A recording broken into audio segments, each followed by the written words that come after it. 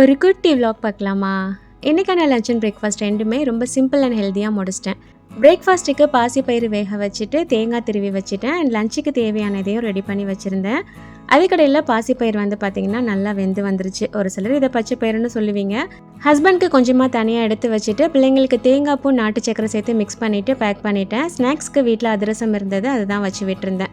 லஞ்சுக்கு சொரைக்காய் சாதம் ரெடி பண்ணலான் இருந்தேன். கீரை பொடி முடிஞ்சிருச்சு, ஸோ அதுக்கும் ரெடி பண்ணி வச்சுட்டேன்.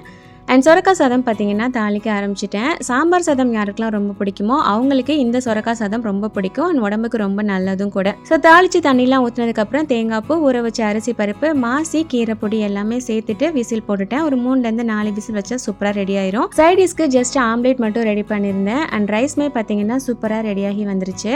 அண்ட் ஹஸ்பண்டோட பிரேக்ஃபாஸ்ட்டுக்கு பாசிப்பயிர் எடுத்து வச்சுருந்தேன் இல்லையா, அதையும் நல்லா தாளிச்சிட்டு பேக் பண்ணிட்டேன். இன்றைக்கான லஞ்ச் அண்ட் பிரேக்ஃபாஸ்ட் இதுதான். தேங்க்ஸ் ஃபார் வாட்சிங்.